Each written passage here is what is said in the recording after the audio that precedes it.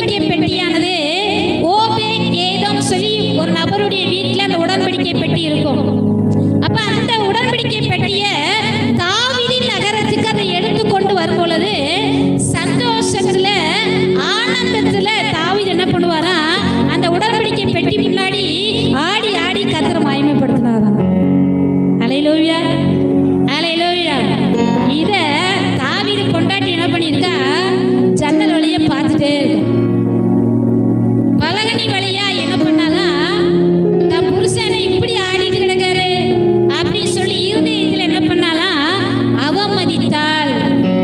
அது மாத்திரம் இல்லையா, அவ என்ன பண்ணணும் அப்படின்னு சொன்னா அவர்கிட்டே சொல்றா, நீங்க என்ன இப்படி ஆடிட்டு இருக்கீங்க, எவ்வளவு பெண்கள்லாம் அங்க இருக்காங்க, நீங்க பாட்டு ஆடிட்டீங்க, வஸ்திரம் கூட என்ன பண்ணிட்டு அவங்க உழுதுறத கூட நீங்க கவனிக்காம நீங்க பாட்டு ஆடிட்டீங்களே அப்படின்னு சொல்லும் போது அந்த தாவீது என்ன சொன்னான் தெரியுமா?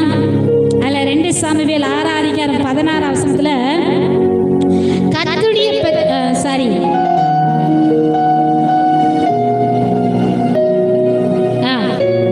16 தான் பார்க்கிறோம். கர்த்தருடைய பெட்டி தாவீது நகரத்தில் பிரவேசிக்கிற போது சவுலின் குமாரத்தியாகி மீகாள் பலகனி வழியாய் பார்த்து தாவீது ராஜா கர்த்தருக்கு முன்பாக குதித்து நடனம் பண்ணுகிறதை கண்டு தன் இருதயத்திலே அவமதித்தார்.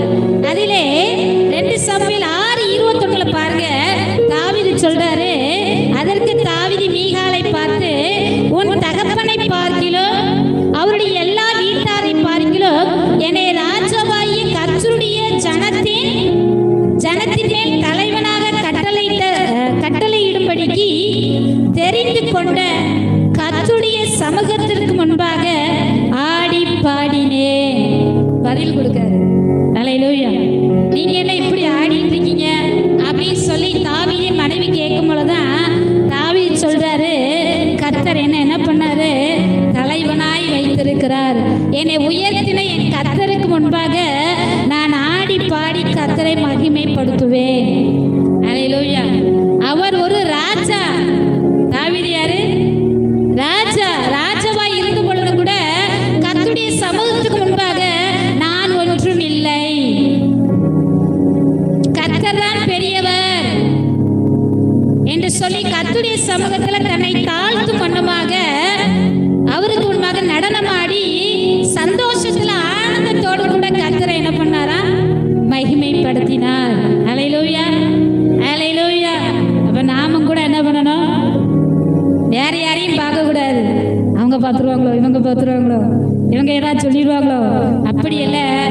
என் தேவனுக்கு முன்பாக, ராஜாதி ராஜாவுக்கு முன்பாக நான் ஒன்றும் இல்லை. அல்லேலூயா. தன்னை தாழ்த்தி நம்ம என்ன பண்ணணுமா, கர்த்தரை உயர்த்தி மகிமைப்படுத்துறதை கர்த்தர் விரும்புகிறார். அல்லேலூயா, அல்லேலூயா. மீகாள் அந்த தாவீதை அவமதித்ததுனால அவளுக்கு என்ன நடந்துச்சு அப்படின்னு சொன்னா, குழந்தை பாக்கியமே இல்லாம போயிட்டு, அவளுக்கு குழந்தை பாக்கியமே இல்லாம போயிட்டு. ஏன் சொன்னா தாவீதை அவள் அவமதித்தாள், அதனால அவளுக்கு குழந்தை பாக்கியம் இல்லாமல் போய்விட்டது என்று சொல்லி அதுல கடைசி வசனம் சொல்லப்பட்டிருக்கிறது. அல்லேலூயா. ஆனா தாவீதோ கர்த்தருக்கு முன்பாக தன்னை தாழ்த்தி அவரை உயர்த்தி நடனமாடி கர்த்தருக்கு மகிமையை செலுத்தினதுனாலதான் கர்த்தர் தாவீதோடு கூட இருந்து எல்லா சூழ்நிலையிலும் அவரோடு கூட இருந்து அவரை உயர்த்தி வைத்தார். அல்லேலூயா, அல்லேலூயா. அப்ப கர்த்தருக்கு முன்பாக முதல்ல என்ன பண்ண,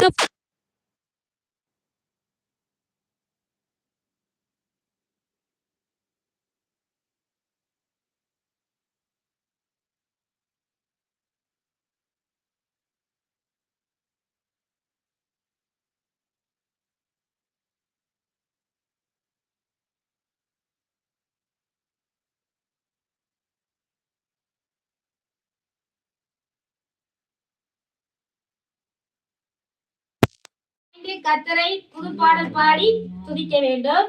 2வது பாயிண்ட், கர்த்தருக்கு நல்ல நம்மளால் இயன்ற அளவுக்கு நல்ல உடம்பு அசைத்து நடனமாடி கர்த்தரை மகிமைப்படுத்த வேண்டும். 3வதாக நாம் என்ன பண்ண வேண்டும் என்று சொன்னால், அதுல 3ஆம் வசனத்திலே பாருங்க, அவருடைய நாமத்தை நடனத்தோட துதித்து